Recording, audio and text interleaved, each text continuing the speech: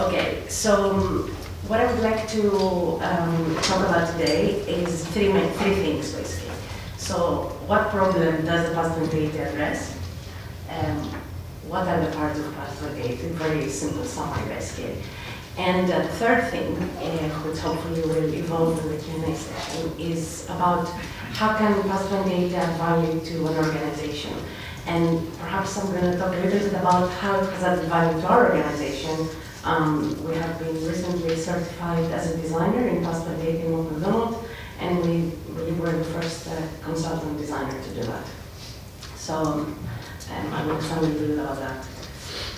Okay, so I'm sorry if I'm repeating a few of the things. Hopefully I'm not going to repeat too many things. Perhaps complement what Chris said. So in terms of what problem does the PAS 2080 address, this links to the last, if you like, point that Chris made. First of all, it is a carbon management standard for infrastructure. It's the first in the world standard for infrastructure management standard for reducing carbon.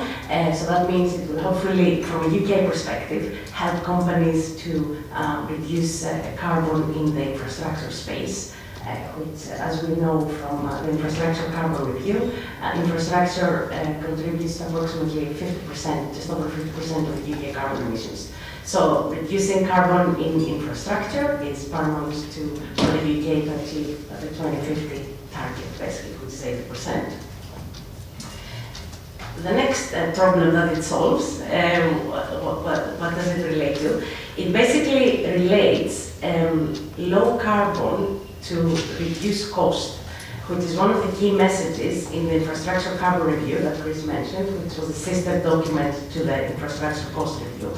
And this is quite a powerful message actually, because although you guys in the room might actually fully understand that, it took us, it was a big challenge, it took us quite a lot of persuading to do, especially at CEO type of people, very senior leaders in organizations, to actually pay a bit of importance into carbon, rather than just being another green thing, contribute to climate change reduction. Not many people believe in that. So fundamentally, PAS 2080 is one of the recommendations in the infrastructure carbon review, which is about reducing carbon, reducing cost by addressing the different problems that were found in the value chain and encouraging people working together, which I'll go a little bit more about that. And finally, one of the other things that it addresses, it basically recognizes that to reduce carbon, there are different ingredients in that. So a lot of people have come to me and they said, oh, okay, I've got a carbon tool, so I'm doing something about carbon. But actually, carbon reduction is not only about having a tool or quantifying carbon. It's very important, but as I'll explain, it's not the only ingredient. There are other ingredients apart from tools, which are technical ingredients, which are the low carbon solutions, examples that Chris mentioned, but most importantly, the behavioral issues and the cultural issues. So PAS 2080 addresses all these ingredients to show people how to reduce carbon and cost, basically, in an organization when they deliver infrastructure. Okay, Okay, this is the PAS 2080 with a guidance document, which is the less boring document. You can find the guidance document in the Green Construction Board website.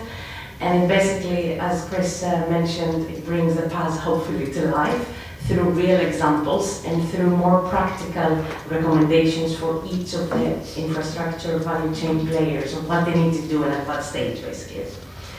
Most importantly, the PAS relates to these people, basically, these members of the value chain, the asset owners, the designers, the constructors, the product material suppliers, and their shareholders, of course. And one important point here is that PAS 2080 is not only addressed at asset owners, like Anglia Water, for example.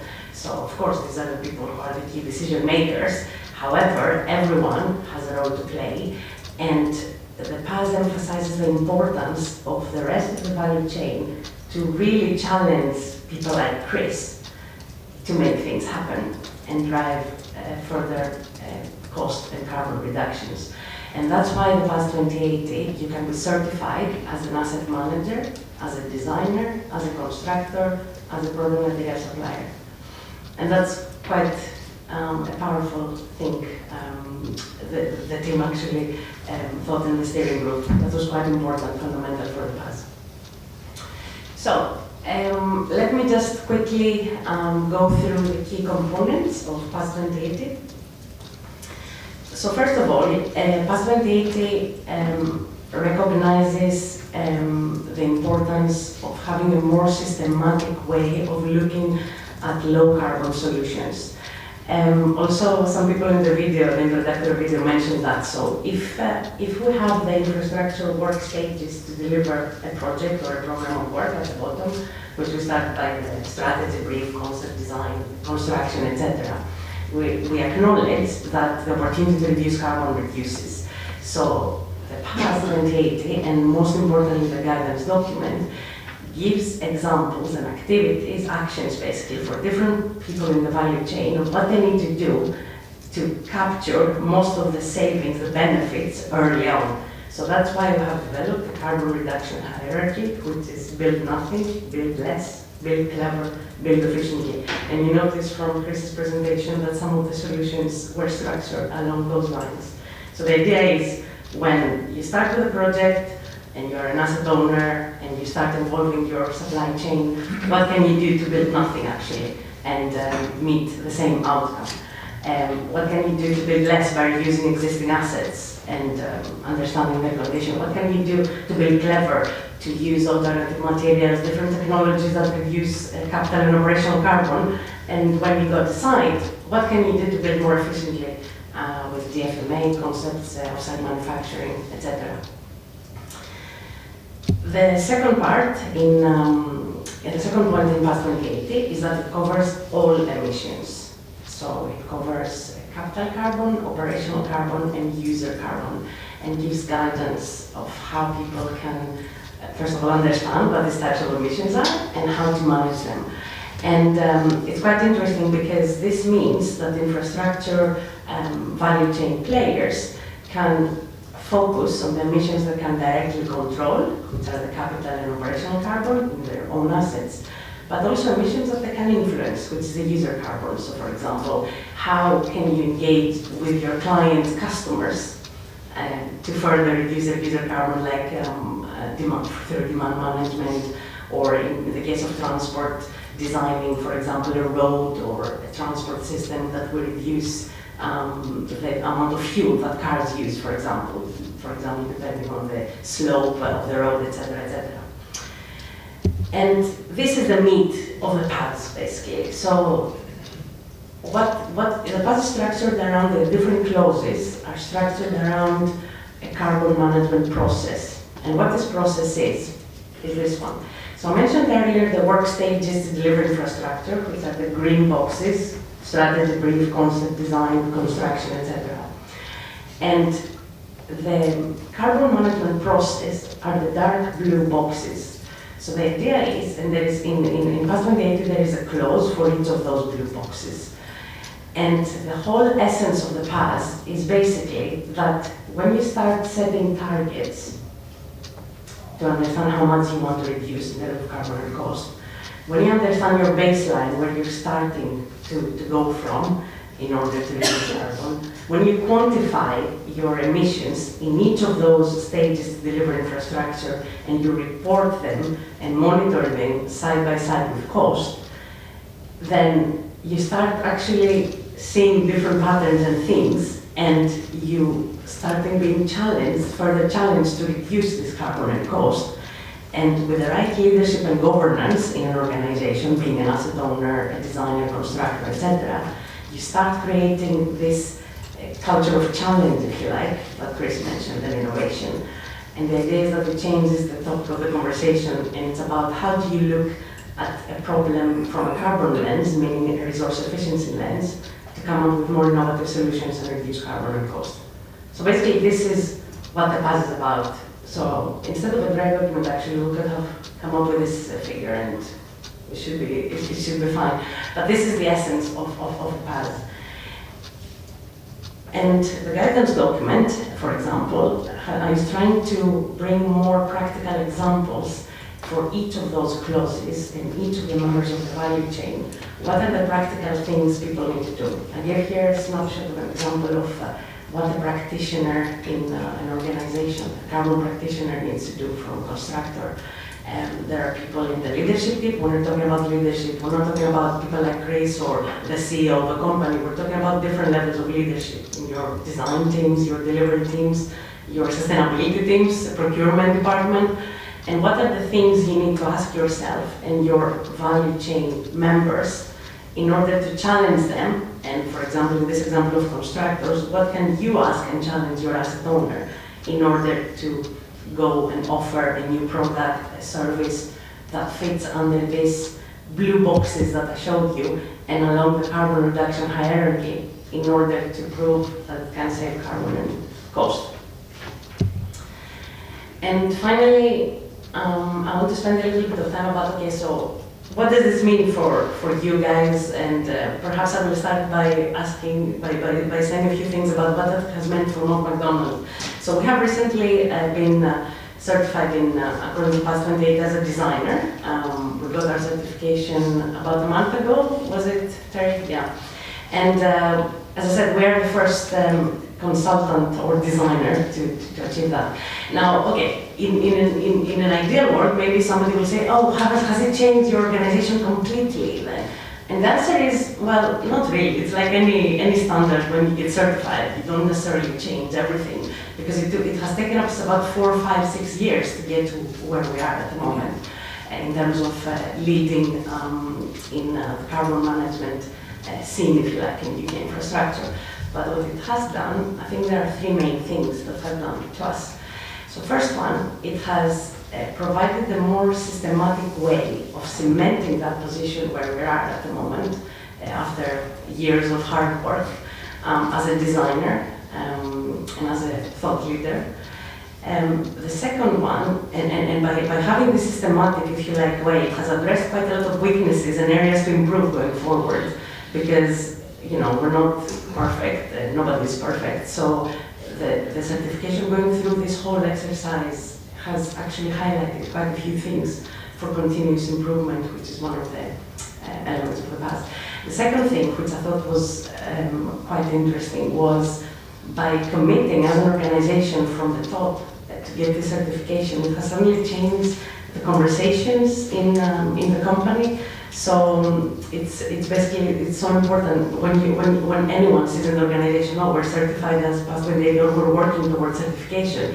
It has actually focused the minds a bit on why we're doing it, because we want to be a more efficient organization. We want our clients to come to us to deliver low carbon, low cost infrastructure. We want to be the industry leader. And thirdly, when you look at the rest of the value chain, it has actually promoted this conversation, because when we have dialogues with contractors, with products, material suppliers, they know that when we tell them we have been certified, that the conversation is in terms of carbon and cost efficiency, it has raised the bar a bit. So they say, oh yeah, these guys know something perhaps that we don't. And in terms of our clients, we have seen that a lot of our existing clients, for delivering other more technical, if you like, parts of infrastructure, have suddenly keep coming to us for advice, for helping them with that journey. So it has created a little bit more opportunities, if you like, going forward.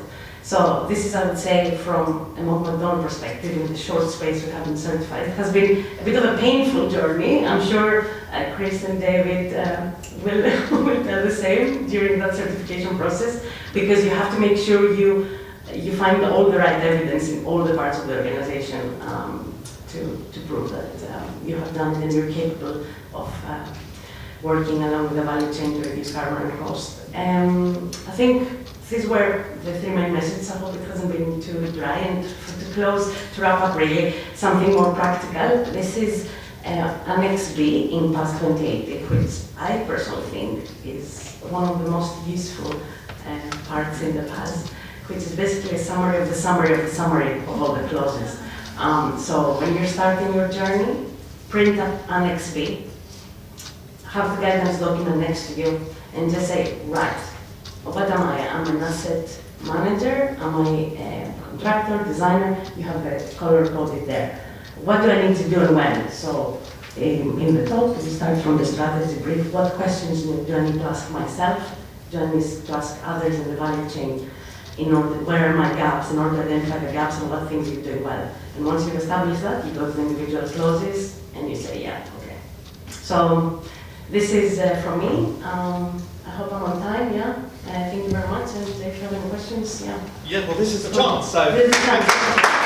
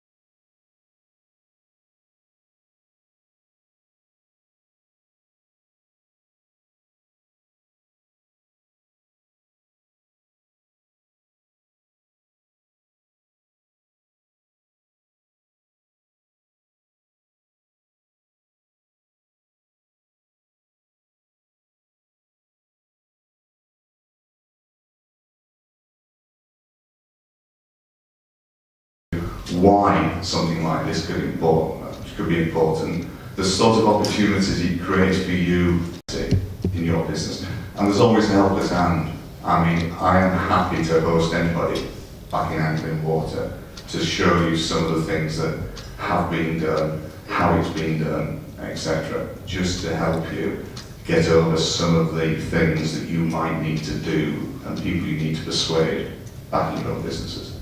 Thank you.